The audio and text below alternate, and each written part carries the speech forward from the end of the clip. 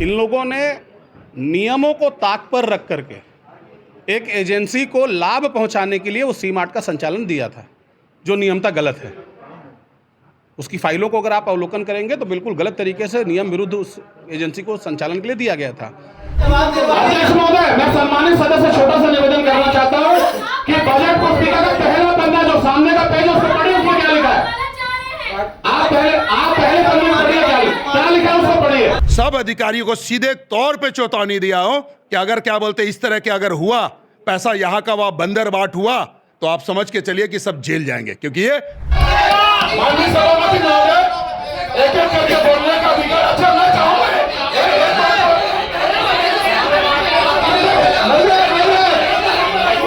कि जो बजट में जो मत में पैसा आता है, इसको दूसरे तीसरे चौथे जगह महापौर जी आयुक्त की मिली भगत में बांट दी जाती है रेवड़ी की तरह।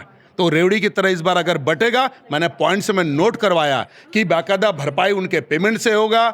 लगभग 800 करोड़ से कुछ ज़्यादा का आज बजट हमने प्रस्तुत किया है और हमारा ये अनुमान है कि जो हमने प्रस्तावना बनाकर दी है विकास कार्यों की, वो लगभग 600-625 करोड़ की है। उसके बावजूद भी हमारे पास अंतिम शुल्क के रूप में लगभग 118 करोड़ बचेगा, ऐसा हमारा अनुमान है।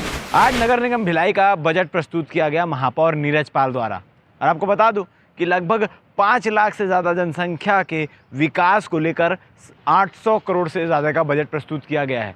और इस बजट को लेकर बहस भी छिड़ी, कई मुद्दों पर चर्चाएं भी हुई, और कई सारी ऐसे मुद्दे हैं जिस पर चर्चाएं हो भी नहीं पाई। बहस के नीचे वो मुद्दे दब के रह गए। मगर इस मुद्दों के बीच में एक और सवाल खड़ा हुआ, जो भिलाई टाइम्स ने एक बड़ा सवाल उठाया था सी मार्ट को लेकर। सी मार्ट को लेकर कि आखिर जो सरकार ने सी मार्ट बनाया था, अब उस पर ताला लगा हुआ है। लाखों रुपए खर्च करने के बाद सी मार्ट बनाया गया, अब ताला जड़ा हुआ है, और जिस एजेंसी को उसका जिम्मेदार सौंपा गया था, वो एजेंसी भी फरार हो चुकी है। उसको लेकर आगे क्या कुछ चीज़ें होती है, और तमाम पार्षद जो है वो अपने अपने वार्ड को लेकर, अपने अपनी समस्याओं को लेकर भी सवाल जवाब कर रहे थे। मगर कितने भी सवाल जवाब हों, हर बार की तरह इस बार भी वही हुआ। बजट प्रस्तुत हुआ, बजट पारित भी हो गया, और कुछ बदलाव नहीं हुए। अब इसमें चर्चाएं होना बचा है, कल इस विषय में विस्तृत चर्चाएं होंगी, मगर कुछ फेरबदल नहीं हो पाएगा। इस बार बजट में क्या कुछ चीज़ें रही, आप आगे वीडियो में देखिए किस प्रकार से बहस की स्थिति, आपसी लड़ाई की स्थिति बनी। मगर फिर भी सबसे बड़ा सवाल ये खड़े होता है कि 850 या 800 करोड़ से ज़्यादा का बजट धरातल पे कितना दिखाई देता है। ये बजट, हर बार बजट पेश होता है, बजट पारित होता है, मगर कितनी चीज़ें धरातल पर दिखाई देती है, कितनी चीज़ें धरातल पर देखने को मिल पाती है। गंदे पानी को निकासी को लेकर आपको बता दूं, इस बजट में 90 लाख रुपए रखे गए हैं। आपको क्या कहीं ऐसी व्यवस्थाएं दिखाई देती है कि गंदे पानी को व्यवस्थित रूप से निकासी किया जा सके? साफ सफाई को लेकर 5 लाख से ज़्यादा का बजट है, माफ़ कीजिएगा, साफ सफाई को लेकर 5 करोड़ से ज़्यादा का बजट दिखाई दे रहा है। जो अपशिष्ट हैं उसको लेकर क्या आपके वार्ड में, आपके गली मोहल्ले में उतनी साफ सफाई व्यवस्था दिखाई देती है? हमारे पास आए दिन कॉल आते रहते हैं, आए दिन फ़ोन आते हैं कि भैया हमारे वार्ड में गंदगी फैली हुई है, भैया हमारे वार्ड में साफ़ सफाई नहीं हो रही।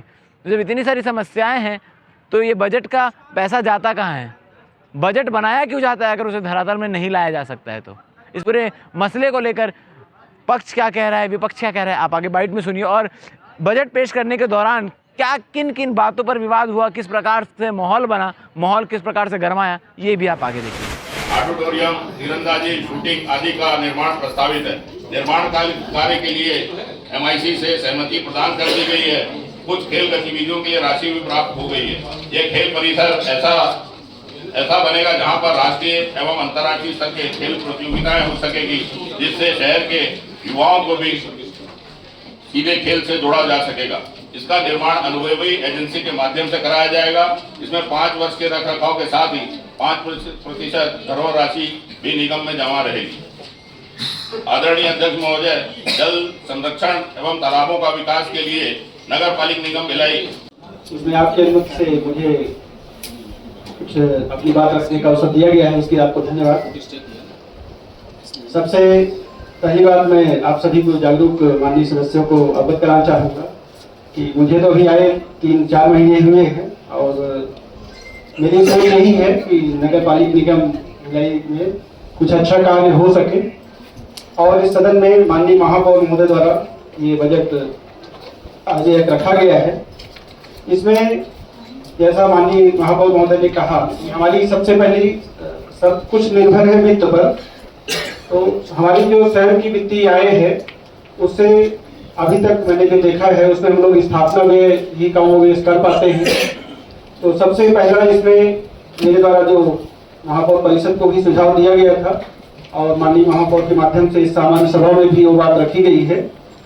सबसे पहली चीज है हमें स्वयं की आय बढ़ाने पर ध्यान देना। निवेदन है, ये चीजें जो है सारे पार्षद हमारे हैं, कोई यहाँ सत्ता और विपक्ष की स्थिति में नहीं है, सब अपने सदस्य हैं, सारे परिवार के लोग हैं। आज का ये दिन जो है ये बजट बैठक को लेकर के है। बजट बैठक में सार्थक चर्चा हो और बजट बैठक में जो बजट महापौर जी के द्वारा शहर के विकास को लेकर प्रस्तुत किया गया है उस पर हमारे सुझाव क्या है, इसके उपरांत हम ये सारी बातों को हम कर सकते हैं। मेरा आपसे निवेदन है कि बजट और एक महत्वपूर्ण चीज आपके माध्यम से अध्यक्ष जी मैं महापौर जी को बोलना चाहता हूं कि आज हमारे भिलाई नगर निगम के महापौर आदरणीय नीरज पाल जी ने इस भिलाई के विकास को लेकर अपना बजट प्रस्तुत किया, लेकिन उन्होंने अपना बजट भाषण उद्बोधन तो किया, लेकिन इस बजट पुस्तिका के साथ महापौर जी का उद्बोधन की भी एक प्रति हमको हमेशा प्राप्त होती आई है, ताकि हमको पता चले कि उन्होंने अपने शहर को लेकर के क्या दूरगामी सोच रखी, क्या योजनाएं बनाई, उसके आधार पर ही हम आकलन लगाते हैं कि उसमें क्या सुझाव देने वाले। तो वो हमको इस बार प्राप्त नहीं हुई, वो जरूरी नहीं है। आदरणीय अध्यक्ष महोदय, मैं सम्मानित सदस्य को बताना चाहता हूं, श्रद्धांजलि तो दे दो। प्रस्ताव पास करने की इतनी जल्दी है, पिछले सामान्य सभा में भी इतनी हड़बड़ी की प्रस्ताव पास करने की। योगेश साहू हमारे भाई था जो नहीं है, योगेश साहू हमारे भाई था जो नहीं है, हमारा भाई था जो नहीं है। श्रद्धांजलि दिए, पिछले बजट में भी राष्ट्रगान करवा दिए, जानगणमन की हत्या कर रहे हो आप लोग। जानगणमन करवा हमारा योगेश साहू भाई को श्रद्धांजलि दीजिए। हमारे भाई का पार्षद था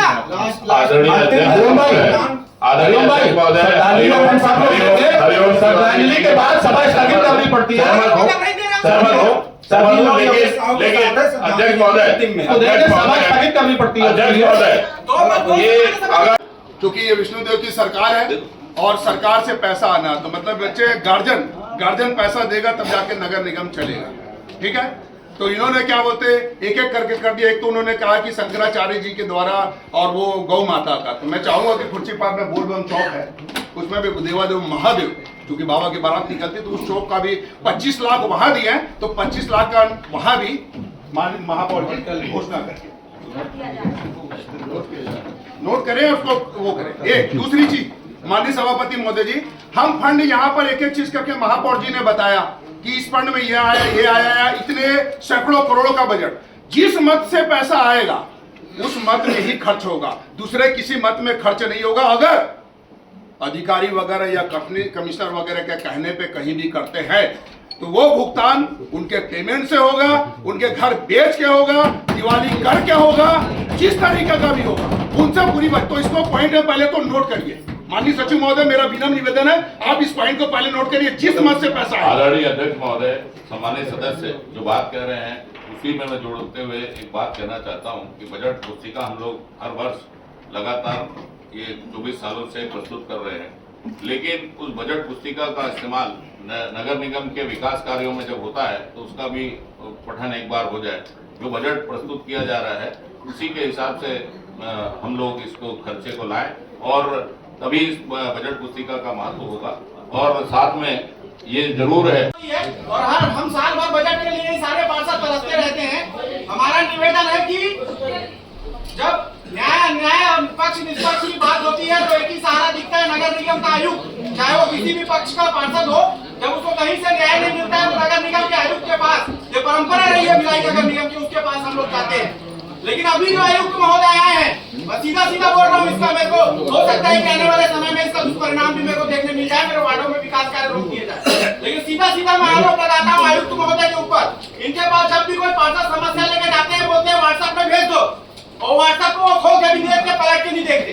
2-4 लोगों का देखते होंगे तो देखते होंगे, पलट के जवाब तक नहीं देते, भेदभावपूर्ण रवैया ऐसे अपनाते हैं। मेरे को लगता है आगामी महापौर चुनाव आयुक्त महोदय लड़ने वाले बिना पार्षद के द्वारा कर रहे हैं हर वार्डों में। असली समस्या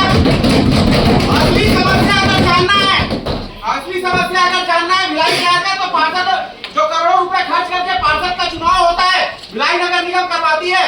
अगर उस पार्षद का इज्जत और महत्व रखते हैं आयुक्त महोदय तो पार्षदों के साथ वार्डों का दौरा क्यों नहीं करते? अपने गिने चुने 2-4 अधिकारी जो इनके घर के आसपास रहते हैं उनके साथ ये भिलाई के मुख्य चौराहा का दौरा करते हैं, वहाँ पहले से अपने आदमियों को साफ सफाई करवाते हैं। करके चल जाता है, अभी तक शिकायत होने के बावजूद व्हाट्सएप पे कभी चलो नीला निशान हरा निशान उसको छोड़ दो, पलट के जवाब तक नहीं देते हैं, फीडबैक नहीं मिलता है वहाँ जोरों से। आज तक ये डिग्निटी कभी किसी आयुक्त ने यहाँ की डिग्निटी को नहीं गिरा है। हमारा भिलाई नगर निगम आईएएस अधिकारी आज तक यहाँ डिजर्व करता है। हमारे आयुक्त महोदय मिले कम से कम उस गरिमा को बनाए रखे। पार्षदों का दुख दर्द स्लम एरिया से छूट के आए हैं। अगर हरिओम तिवारी बोल रहा है तो 8000 उसके वार्ड के लोग यहाँ पे बोल रहे हैं। स्लम एरिया के सारे पार्षद हैं, आप पार्षदों का ऐसा तिरस्कार करते हैं इनके सदन के अंदर।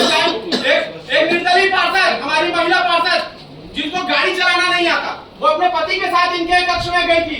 उनको उनके पति को जो सिर्फ एक साथी के रूप में आए थे, जबकि वो महिला पार्षद अपनी आवाज रखी, तो उनके पति को बोलते हैं तुम क्यों आते हो, ये गूंगी थोड़ी है। ये कोई बात होता है? तुम होते किसी अनीता अजय साहू जी की बात कर रहा हूं मैं।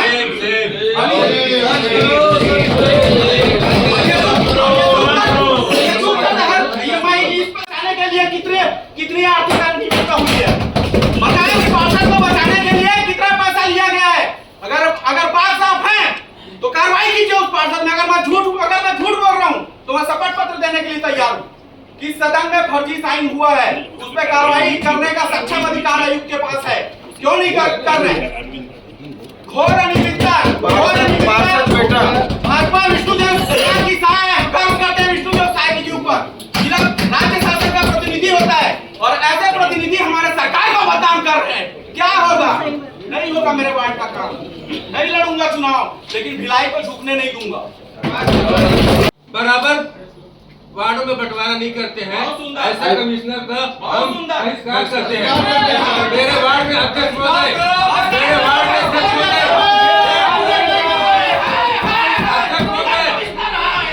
मेरे वार्ड में एक बोरिंग पास हुआ है।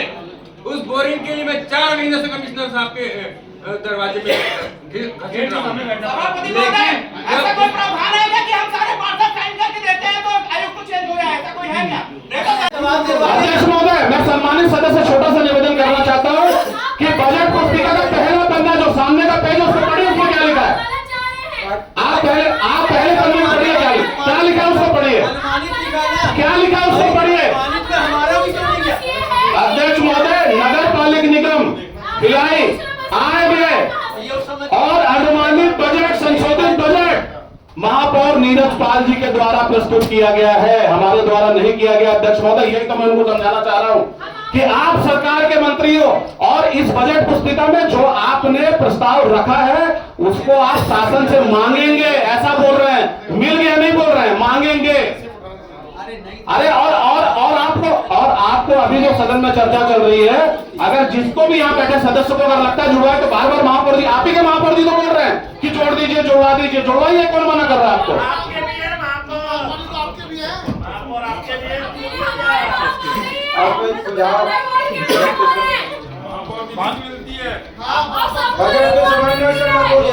आदरणीय अध्यक्ष महोदय,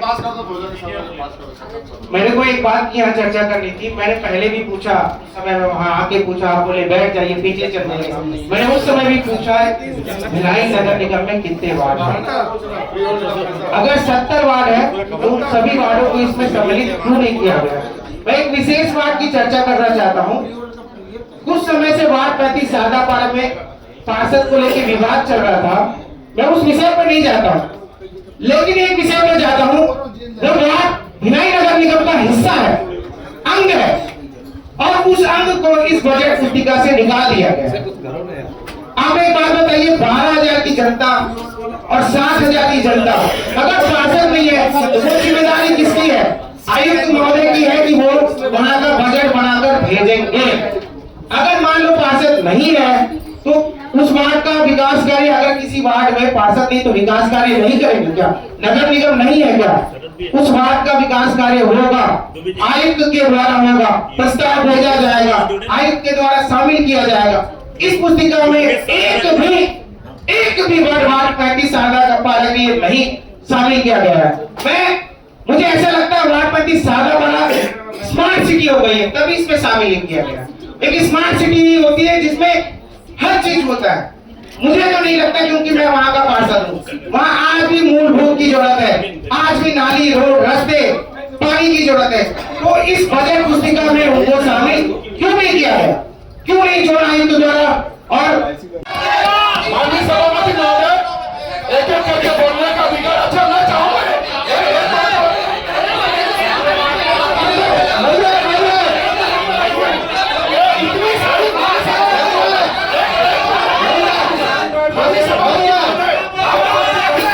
इतनी सारी समस्या है माननीय सभापति महोदय, इतनी सारी समस्या है, ये आपको दिख रहा है, इतनी सारी समस्या है। मेरा आपसे विनम्र निवेदन है कि आप आदेश करिए कि कल भी सामान्य सभा में पूरे अधिकारी और माननीय कमिश्नर साथ ही रहे, ताकि पूरी समस्याओं का हल हो पाए। पूरे लोग रहे, ऐसा आदेश करिए आप, ताकि सब लोग रहे। ये नहीं कि समस्या को लेकर पूरी बात लोगों की सुनी नहीं जाए, अधिकारी भागते हुए स्थिति न रहे। आप इस बात का ध्यान रखें, कर रहे हैं पूरे अधिकारी, ये नहीं है। आदरणीय अध्यक्ष महोदय, मेरा आपसे निवेदन है, अध्यक्ष महोदय, मेरा आपसे विनम्र निवेदन है कि बजट पे जिसको अपनी बात रखनी है वो एक एक करके बात रखे, सब सुनने के लिए तैयार है।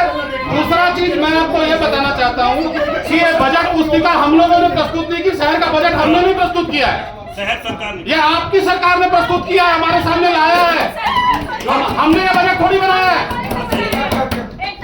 हमने इसमें, हमको एक भी लाइन इसमें लिखने का अधिकार है तो आप बता दो कि हमने लिखा है। एक भी चीज, एक शब्द भी जोड़ने का हमको अधिकार है। बजट आपने लाया, आप लगा रहे हो।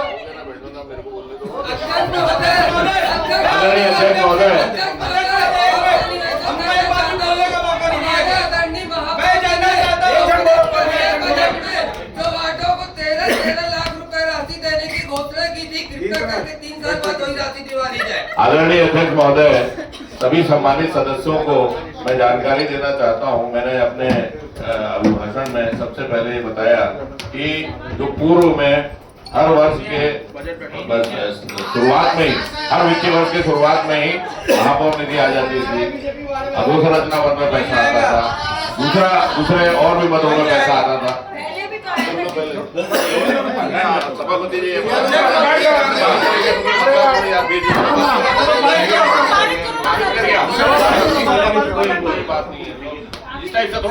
माननीय अध्यक्ष महोदय, माननीय अध्यक्ष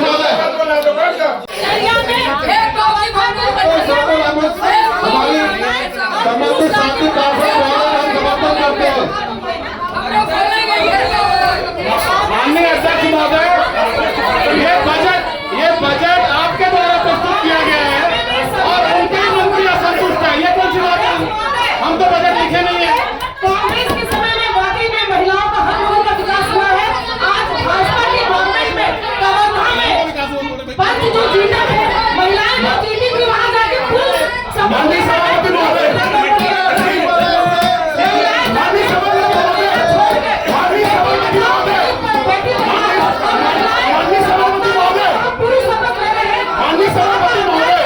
महिलाओं के लिए कितनी बड़ी सम्मान बात है कि हम महिला हैं, तो हम सबकी नहीं ले सकते।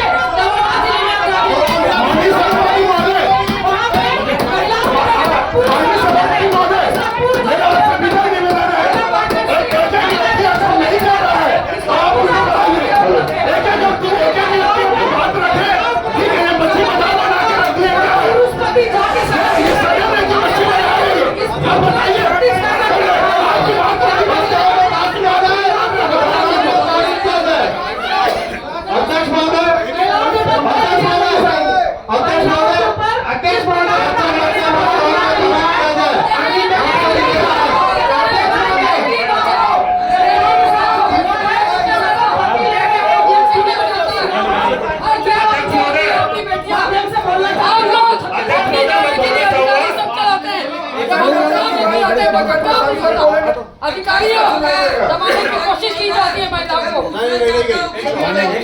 नहीं, मेरे ऊपर आरोप लगाने का प्रश्न इसलिए नहीं होता क्योंकि शहर सरकार में हम हैं नहीं, तो वो जो योजना थी वो कांग्रेस के जो यहाँ के महापौर थे, उनकी जो परिषद है, उनके द्वारा वो निर्णय लिया गया था, और उस समय की जो राज्य सरकार की थी उनके द्वारा निर्णय लिया गया था। इन लोगों ने नियमों को ताक पर रख करके एक एजेंसी को लाभ पहुंचाने के लिए वो सी मार्ट का संचालन दिया था, जो नियमता गलत है। उसकी फाइलों को अगर आप अवलोकन करेंगे तो बिल्कुल गलत तरीके से नियम विरुद्ध उस एजेंसी को संचालन के लिए दिया गया था, क्योंकि वो जगह जो है वो सी मार्ट या मदर्स मार्ट के लिए इसलिए उपयोगी नहीं हो सकती कि इस शहर का सबसे पुराना बाजार पावर हाउस मार्केट उस जगह से लगा हुआ है, और वहाँ आसपास गरीब तबके के लोग रहते हैं, सामान्य वर्ग के लोग रहते हैं, जो 50 और 100 रुपये लेकर के झोला लेके मार्केट जाते हैं और अपनी ज़रूरत की चीज़ों को सस्ते दरों पर खरीद के ले आते हैं। तो ऐसे बस्ती या ऐसे मोहल्ले के लोग सी मार्ट या बड़े बड़े मॉल में जाके महंगे सामानों को तो नहीं खरीदेंगे। इसलिए उस योजना का संचालन ठीक से हो या योजना सफल हो जाएगी, इसको लेकर के हम लोगों को कभी आशंका नहीं थी। हम जानते थे जिस दिन वो बना उसी दिन हम जानते थे कि ये योजना कभी सफल नहीं होगी। उसके बाद उस एजेंसी ने बिना नगर निगम को सूचना दिए वहाँ ताला बंद कर दिया, और उस सी मार्ट में और उस मदर्स मार्केट में एक बिलिंग की मशीन से लेकर एसी, पंखे, यहाँ तक कि ताला भी नगर निगम ने खरीद के दिया है। और बाद में उस एजेंसी के द्वारा अपने कुछ कर्मचारियों को भेजकर वहाँ से सी मार्ट का सरकारी सामान, जो नगर निगम का सामान था, उसकी चोरी कराई गई है। इसको लेकर मैंने शिकायत की थी, जिसके बाद कमिश्नर साहब ने इसमें FIR करने के लिए पत्र लिखा है। बजट को लेकर के आज क्या कहेंगे? देखिए, बजट आज शहर सरकार ने जो लाभ का बजट प्रस्तुत किया है, लाभ के बजट का मतलब ये होता है कि आपके पास राशि है पर उस राशि को खर्च करने के लिए कोई योजना नहीं है। अगर शहर में सारे काम, इनके अनुसार शहर में अब कोई काम बचे ही नहीं है, इसीलिए लाभ का बजट दिखा रहे हैं। अगर शहर के डेवलपमेंट के लेके, शहर के विकास को लेके आपके पास योजना है तो आपका बजट कभी लाभ का बजट हो ही नहीं सकता, वो हमेशा घाटे का बजट रहेगा। ये स्पष्ट हो गया है कि महापौर जी और अधिकारी बिना इस शहर की वास्तविक स्थिति को जाने एसी कमरे में बैठ करके, सोफा पर बैठ करके ये बजट बना रहे हैं। तो इसका लाभ इस शहर की आम जनता को किसी भी स्थिति में नहीं मिलेगा, क्योंकि आपने धरातल पर ये पता करने की कोशिश नहीं की कि शहर को वास्तविकता में किन किन चीज़ों की ज़रूरत है और क्या डेवलपमेंट होना चाहिए और शहर को किस दिशा में ले जाना है। लेकिन बजट को पारित करवाने में आप लोगों की सहमति नहीं? बजट पारित इसलिए होना है कि बजट तो प्रस्तुत हुआ है और बजट पास भी करना है, क्योंकि शहर का पूरा 1 साल नगर निगम भिलाई का उसी बजट के अनुसार चलना है। पर बजट में जो खामियां हैं, बजट में जो कमियां हैं, उनको लेके हमने बात रखी कि कुछ कमियां, क्योंकि हमको आज बजट पुस्तिका मिली है। बजट पुस्तिका में इतने विषय हैं कि उसको हम 15 मिनट आधे घंटे में नहीं देख सकते। कुछ विषय हमारी सामने जो अभी आए, जैसे हमने देखा कि फ्री होल्ड की राशि को बिना समान सभा की अनुमति के, बिना राज्य शासन की अनुमति के आपने दूसरे हेड पे खर्चा कर दिया। ऐसे अन्य और भी विषय हैं, इनको लेकर हम कल चर्चा करेंगे। ये सामान्य सभा की बिना अनुमति के आप किसी भी मद का परिवर्तन नहीं कर सकते या कोई भी मद का भुगतान आप नहीं कर सकते। पूरा हो हल्ला हुआ और विरोध हुआ, और हमने अधिकारियों को, यहाँ तक कि जिस मत का पैसा राज्य शासन को, कि देखो ये काल्पनिक बजट है, 100 करोड़ से ज़्यादा की यहाँ की आवक नहीं है, और अब सैकड़ों करोड़ का बजट पेश कर रहे हैं और हर बारी करते हैं। लेकिन इस प्रकार और क्या कर रहे हैं कि जो बजट में जो मत में पैसा आता है, इसको दूसरे, तीसरे, चौथे जगह महापौर जी, आयुक्त की मिली भगत में बांट दी जाती है, रेवड़ी की तरह। तो रेवड़ी की तरह इस बार अगर बटेगा, मैंने पॉइंट से मैं नोट करवाया कि बाकायदा भरपाई उनके पेमेंट से होगा, उनका दिवालिया घर बेच के होगा, आवश्यकता होगा कानूनी कार्रवाई करके उन सबको जेल भेजा जाएगा। इस बात को मैंने नोट कराया कि चूंकि राज्य शासन भारतीय जनता पार्टी की सरकार है, वहां से जो भी मत मिलेगा, जिस मत से आप भेज रहे हैं, वो मत से जो पैसा आएगा उसमें ही खर्च करना है, रेवड़ी नहीं बांटना पड़ेगा, रेवड़ी नहीं चलेगा। मैंने साफ तौर पर चेतावनी अधिकारियों को दिया, कमिश्नर साहब को दिया, महापौर को भी मैंने साफ सूत्रों में कह दिया। पूर्व में जो थे उनके लिए हमने लगाया है, बात भी की, और अभी ये सब चीजें आई कि ये मत का 15 फाइनेंस का वहां दे रहे हैं, कहीं का पैसा कहीं दे रहे हैं। तो ये जो मिली भगत चल रही है, सरकार है विष्णुदेव की, एक कतई मैंने बोला ना, वो सब अधिकारी, मैंने जोन कमिश्नर से लेके जोन आयुक्त को लेके सब अधिकारियों को सीधे तौर पे चेतावनी दिया हो कि अगर क्या बोलते इस तरह के अगर हुआ, पैसा यहाँ का वहाँ बंदर बाट हुआ, तो आप समझ के चलिए कि सब जेल जाएंगे, क्योंकि ये विष्णुदेव की सरकार, यहाँ भ्रष्टाचार कतई बर्दाश्त नहीं होगा। विरोध पूरा हुआ क्योंकि बहुमत के आधार पर उन्होंने पारित किया है, और उसमें कई लोग जो बजट नहीं रख पाए थे उन सब पार्षदों के लिए उन्होंने बोला आज का एक दिन है, कल तक आप लाइए, जोड़ देंगे, जोड़ने के बाद ही उसको पास किया जाएगा। मतलब जुड़ना है तब जाके काम होगा। और ये मैंने फिर कहा कि जो बजट दिए काल्पनिक बजट है, भिलाई नगर निगम का 100 करोड़ से ज़्यादा का वो नहीं है, और आप यहाँ सैकड़ों करोड़ का जो बजट दे रहे हैं ये पूरा नहीं होगा। तो ये जिस मद से राज शासन देगी, क्योंकि गार्जियन राज शासन है, माननीय विष्णुदेव साय जी है, उनके द्वारा जो पैसा मिलेगा, माननीय अरुण साहू जी हमारे मंत्री हैं, उनके द्वारा जो मिलेगा उस मत में ही खर्च कर इस पे जोड़ दिया गया। पूरे पार्षद नाराज हैं आयुक्त से, पार्षद नाराज हैं। और मैंने आज बोला है कि जब पार्षद लोग फोन करते हैं तो आप कहते हैं कि मीटिंग में है, मीटिंग में, तो आप मीटिंग में है कि सेटिंग में, और सेटिंग में है तो उजागर करिए। मैंने कहा 3 महीने में आप 3 साल को पीछे छोड़ दिए दोनों आयुक्त को। मैंने ये कहा 3 महीने, क्यों? रोज सवेरे आपको उठना है और फोटो खिंचवाना है, आप पेपर में दे देना है, तो ये 3 साल के आगे बढ़ गए 3 महीने में, ये भी मैंने कहा। देखिए, बजट देना आयुक्त का काम होता है। कोई जनप्रतिनिधि किसी भी काम के लिए बजट का अलॉटमेंट नहीं करता है, वो अधिकारियों के द्वारा, हमारे नगर निगम में जो सबसे बड़े अधिकारी हैं प्रशासन की तरफ से जो नियुक्त हैं, उनके द्वारा बजट का आवंटन होता है। और बजट पुस्तिका बनाते समय ये ध्यान में आया कि बहुत सारे मदों का पैसा बिना सक्षम स्वीकृति के दूसरे मदों में खर्चा हुआ है। उसी की चर्चा आज सदन में हो रही थी। उसमें पक्ष या विपक्ष की बात नहीं है, जो नियम की बात है कि हर मद में जो पैसा सरकार के द्वारा आता है या नगर निगम की आय से आता है, उसका मापदंड बना है कि किस मद का पैसे के लिए किस रूप में उसका व्यय होगा। उसके लिए शासन द्वारा गाइडलाइन तैयार की गई है। उस गाइडलाइन से बाहर जाकर किसी को भी, चाहे वो जनप्रतिनिधि हो या कोई प्रशासनिक अधिकारी हो, किसी को भी अधिकार नहीं है कि उस गाइडलाइन से बाहर जाकर उस आय या मद की जो भी फंड, जो भी उस मद का पैसा है, राशि है, उसको दूसरे किसी मद में खर्चा करे। इसी बात को, ये बात जब बजट पुस्तिका हम लोग बना रहे थे उस समय ध्यान में आई थी, वही बात आज सदन में भी चर्चा हो रही थी। आपने लाभ का बजट पेश किया है, अनुमानित बजट होता है आपका, आय कहाँ से आएगी, इसका आप लोगों ने किस तरीके से प्लानिंग की? देखिए, नगर निगम का बजट हमेशा, खाली भिलाई नगर निगम ही नहीं, नगर निगमों का बजट हमेशा अनुमानित होता है। ज़्यादातर नगर निगमों का, जिनकी आय के साधन सीमित है, और वह, क्योंकि हमारा क्षेत्रफल, यहाँ की जनसंख्या अत्यधिक है और उसके अनुपात में हमारे पास आय कम है, हमको पूरी तरह से राज्य सरकार पे विकास कामों के लिए हमको पूरी तरह से राज्य सरकार पर निर्धारित डिपेंड रहना पड़ता है। जब तक राज्य सरकार हमको फंड में, अलग अलग फंड होते हैं, जैसे अधोसंरचना मद है या मूलभूत है, और भी बहुत सारे मद ऐसे होते हैं, उसमें जब तक हमको राशि नहीं देगा तो हम लोग डेवलपमेंट का काम करने में पीछे रहते हैं। क्योंकि नगर निगम की अपनी आय से हम लोग, हमारा जो स्थापना व्यय है, जो स्टैब्लिशमेंट का जो खर्चा है, जिससे हम वेतन, पानी का बिल, बिजली का बिल देते हैं, वो भी नहीं दे पाते हैं। तो हमारी आय सीमित है लेकिन खर्चे ज़्यादा हैं, तो हम पूरी तरह से राज्य शासन पे डिपेंड रहते हैं। और जब राज्य शासन हमको किसी भी मद में देती है तब हम लोग विकास का काम कर पाते हैं। इसीलिए ये बोला जाता है, जो हम बजट पिछले 24 साल इस नगर निगम को है, 5वां कार्यकाल का 4था बजट है, लगातार हम लोग शासन से मांग करते हैं। ये बजट पुस्तिका के माध्यम से हम अपने प्रस्ताव बनाकर भेजते हैं। हर वार्ड को ध्यान में रखकर, शहर की मूल जो ज़रूरत है उसको ध्यान में रखकर इस बजट पुस्तिका में उसका समावेश करते हैं और शासन को ये निवेदन करते हैं कि इन मदों में हमको इस काम के लिए ये पैसा दिया जाए। वो अनुमानित इसलिए कहा जाता है कि हमको ये मालूम नहीं है कि हमको कितना पैसा शासन द्वारा इस फाइनेंशियल ईयर में, इस वित्तीय वर्ष में मिलेगा, लेकिन हम अनुमान करते हैं पिछले कुछ सालों के जो पिछले जो बजट बनते हैं ना, जो पैसा शासन द्वारा इस नगर निगम भिलाई को है, उसका एक अनुमान रहता है कि पिछले वर्ष इसमें मिला था तो इस बार भी हमको इस काम के लिए इतना मिल जाएगा।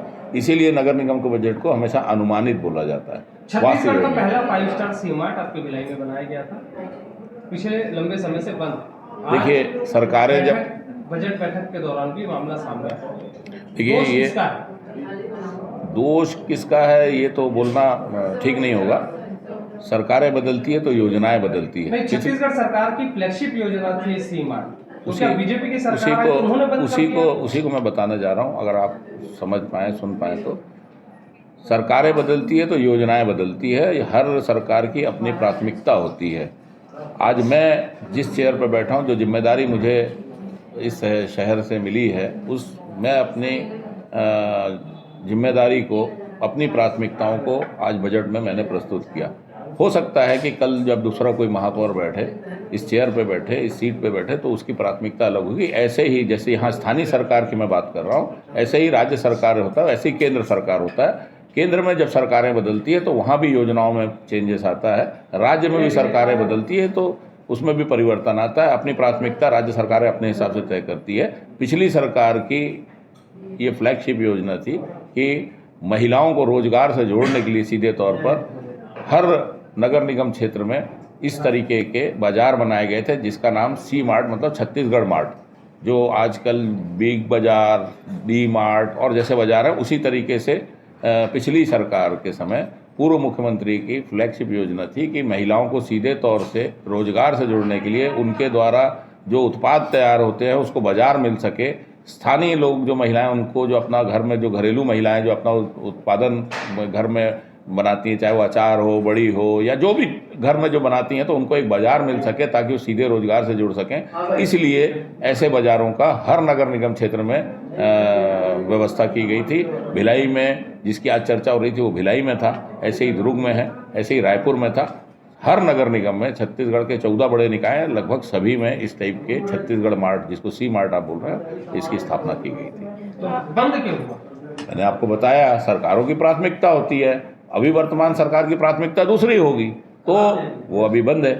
हाँ, ये जरूर है कि वो बंद है, तो उसका आज जब सदन में ये चर्चा हुई है तो निश्चित रूप से कल फिर से सामान्य सभा की बैठक है, कल हम इस पर विस्तृत बात करेंगे और उसको पहल करेंगे सी मार्ट, क्योंकि सरकार की प्राथमिकता नहीं है। हाँ, बिल्कुल करेंगे। वो जगह खाली नहीं रहेगी। अगर वहाँ पे सरकारी पैसा लगा है, नगर निगम का या राज्य शासन का पैसा लगा है, तो उसको हम व्यर्थ नहीं जाने देंगे। वहाँ पे कोई ना कोई दूसरी स्कीम से उसको फिर से हम चालू करेंगे। आपने आज बजट पेश किया है, कितने करोड़ का बजट है और किस तरीके के इसमें लगभग 800 करोड़ से कुछ ज़्यादा का आज बजट हमने प्रस्तुत किया है और हमारा ये अनुमान है कि जो हमने प्रस्तावना बनाकर दी है विकास कार्यों की, वो लगभग 600-625 करोड़ की है। उसके बावजूद भी हमारे पास अंतिम शुल्क के रूप में लगभग 118 करोड़ बचेगा, ऐसा हमारा अनुमान है।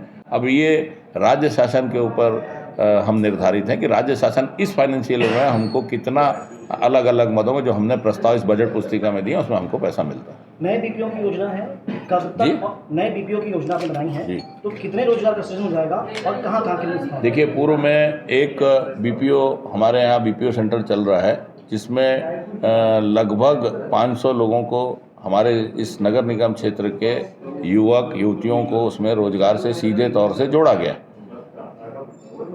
आने वाले समय में हम रोजगार से हमारे शहर के जो आज युवा बेरोजगार हैं उनको सीधे तौर से रोजगार देने के लिए, क्योंकि नगर निगम में नौकरी दे पाना संभव नहीं हो पाता है, तो उनको सीधे तौर से रोजगार से जोड़ने के लिए हम बीपीओ सेंटर फिर से प्रारंभ एक और करेंगे, जिसमें हमारा अनुमान है कि 300 से 500 लोगों को फिर से हम सीधे तौर से रोजगार से जोड़ पाएंगे। इसी तरीके से बजट में मैंने आज एक प्रस्ताव और रखा है स्वीकृति के लिए, जो आज सदन ने जिसको पारित किया है वो शासन को जाएगा ये बजट पुस्तिका।